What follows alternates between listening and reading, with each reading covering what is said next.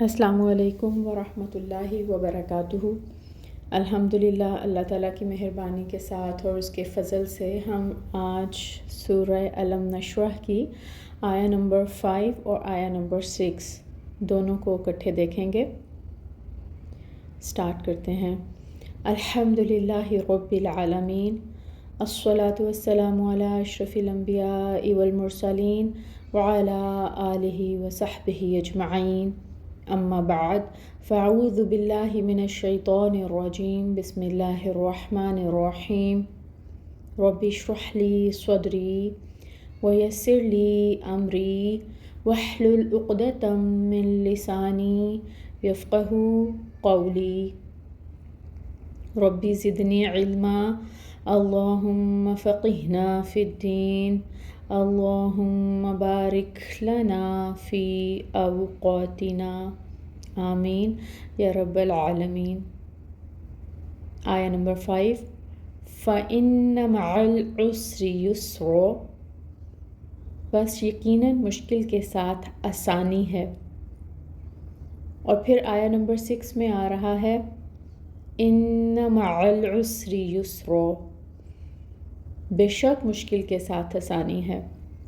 ایک ہی بات کو رپیٹ کیا جا رہا ہے، تو اسکالرز نے اس ریپیٹیشن کے بارے میں اپنی اپنی تفاسیر میں کیا لکھا، سٹیپ بائی سٹیپ دیکھتے ہیں۔ سب سے پہلے تو یہ کہ اس بات کو 2 مرتبہ دہرایا جا رہا ہے تاکہ آپ صلی اللہ علیہ وآلہ وسلم کو پوری طرح تسلی دے دی جائے کہ جن سخت حالات سے آپ صلی اللہ علیہ وآلہ وسلم اس وقت گزر رہے ہیں، یہ زیادہ دیر تک رہنے والے نہیں ہیں، بلکہ ان کے بعد قریب ہی میں اچھے حالات آنے والے ہیں۔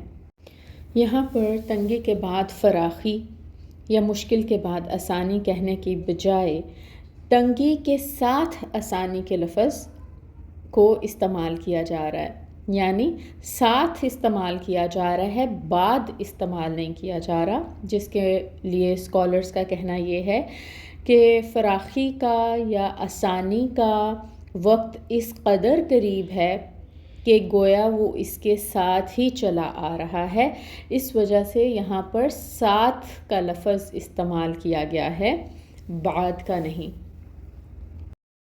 ان آیات مبارکہ میں آپ صلی اللہ علیہ وآلہ وسلم اور آپ صلی اللہ علیہ وآلہ وسلم کے ساتھیوں کے لیے بشارت ہے کہ مشکلات کے دن تھوڑے ہیں، ہر مشکل کے بعد بلکہ اس کے ساتھ ہی آسانی شروع ہو جاتی ہے۔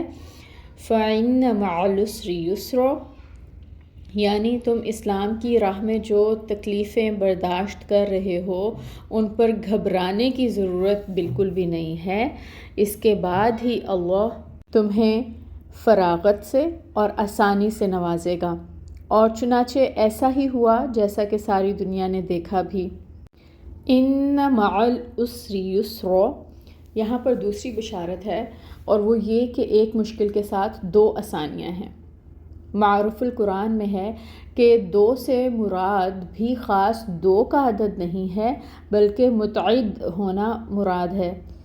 مطلب یہ کہ اگر ایک عسر ہے، یعنی ایک تنگی یا مشکل ہے جو آپ صلی اللہ علیہ وآلہ وسلم کو پیش آئے گی، تو اس کے ساتھ آپ کو بہت سی آسانیاں بھی دی جائیں گی۔ یہاں پر آیات کی جو ریپیٹیشن ہو رہی ہے، اس حوالے سے بہت سے اسکالرز نے عربک لینگویج کا ایک رول ڈسکرائب کیا ہے، اور وہ یہ ہے کہ اگر کوئی اسم دوسری دفعہ معرفہ ہو کر آئے تو اس سے مراد پہلا اسم ہی ہوتا ہے۔ مطلب اسم کہتے ہیں نام کو، اور یہ کسی شخص، چیز یا جگہ کا نام ہوتا ہے جیسا ہم پڑھتے آئے ہیں۔ اب اسم معرفہ کیا ہوتا ہے؟ جو کسی بھی اسم کے ساتھ الف اور لام یعنی ال لگ جائے تو وہ اسم خاص ہو جاتا ہے، معرفہ بن جاتا ہے۔ اب یہاں پر اسم معرفہ العسر پہلی آیہ مبارکہ میں بھی ہے اور العسر ہی دوسری آیہ مبارکہ میں آ رہا ہے، تو عربک لینگویج کا رول یہ کہتا ہے کہ یہ پہلی والی مشکل کی بات ہی آگے آ رہی ہے، مطلب مشکل ایک ہی ہے۔ العسر پہلے آیا معرفہ کے طور پہ، پھر دوسری دفعہ بھی العسر آیا معرفہ کے طور پہ، تو اب یہ ایک ہی اسم ہے، ایک ہی بات ہے، ایک ہی مشکل ہے۔ ٹھیک، پھر ہم بات کرتے ہیں اسم نکرہ کی۔ اسم نکرہ وہ اسم جو کسی عام شخص، چیز یا جگہ کے لیے استعمال کیا جائے۔ یہاں پر یسرا جو ہے وہ اسم نکرہ ہے، اور نیکسٹ آیا مبارکہ میں ہم دیکھتے ہیں کہ وہاں پر بھی یسرا ہی آ رہا ہے۔ اب رول یہ کہتا ہے عربک لینگویج کا کہ اگر پہلی آیت میں بھی اسم نکرہ ہو اور دوسری میں بھی بطور اسم نکرہ ہی آ رہا ہو تو وہ پہلے نکرہ سے الگ ہوتا ہے۔ اب مطلب یہ بنا کہ اس پہلی مشکل کے ساتھ ایک اور آسانی ہے، مطلب ایک آسانی کا ذکر کیا گیا آیا نمبر 5 میں، اور پھر جو آیا نمبر 6 میں دوبارہ یسرا آ رہا ہے وہ دوسری آسانی کا ذکر آ رہا ہے جو پہلی آسانی سے مختلف ہے۔ تو اسکالرز نے یہاں پر یہ مطلب نکالا کہ ایک مشکل کے ساتھ 2 آسانیاں ہیں۔ اچھا، یہاں پر ہمیں ایک اور بات یاد رکھنی ہے کہ زیادہ تر اسکالرز نے ان 2 آیات میں جو ریپیٹیشن ہو رہی ہے اس کی تفسیر کرتے ہوئے عربک لینگویج کا یہ رول ڈسکرائب کیا ہے، لیکن کچھ اسکالرز کے نزدیک آیت سے یہ بات یا معنی اس کی تکرار یا ریپیٹیشن کی وجہ سے نکلتا ہے، اس قاعدے کی وجہ سے نہیں نکلتا۔ مطلب کچھ اسکالرز نے اس بات کو بھی مینشن کیا ہے کہ یہ رول کی وجہ سے نہیں ہے بلکہ یہ اس کی ریپیٹیشن کی وجہ سے یہ معنی آیت سے اخذ کیے جا رہے ہیں۔ واللہ اعلم۔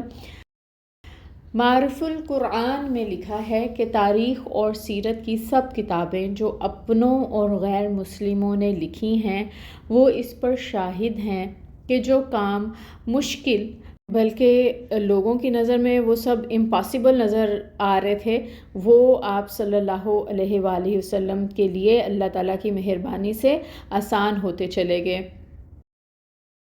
اب ہم ایک اور چیز دیکھتے ہیں کہ العسر میں الف لام لگا ہوا ہے، یعنی معرفہ ہے، یہ اسم معرفہ ہے۔ اب اس کا مطلب ہے کہ یہ تنگی عام تنگی نہیں ہے بلکہ خاص تنگی کی بات کی جا رہی ہے۔ ٹھیک، معرفہ خاص کے لیے ہوتا ہے، تو العسر خاص تنگی۔ تو اس سے مراد اسکالرز نے کہا کہ حضرت صلی اللہ علیہ وآلہ وسلم اور صحابہ کرام کا عسر ہے، یعنی یہ وعدہ کہ ہر مشکل کے ساتھ بہت سی آسانیاں عطا کی جائیں گی حضرت صلی اللہ علیہ وآلہ وسلم اور صحابہ کرام رضی اللہ تعالیٰ عنہ کے لیے ہے، جس کو حق تعالیٰ نے ایسا پورا فرمایا کہ دنیا نے دیکھا۔ اب عام انسانوں کے لیے ان آیات میں کیا لیسن ہے؟ اب ہمارے لیے یہ لیسن ہے کہ اگر کوئی مشکل آتی ہے کسی بھی انسان پر تو اس کو اس مشکل پر صبر کرنا ہے، سچے دل سے اللہ تعالیٰ پر اعتماد کرنا ہے۔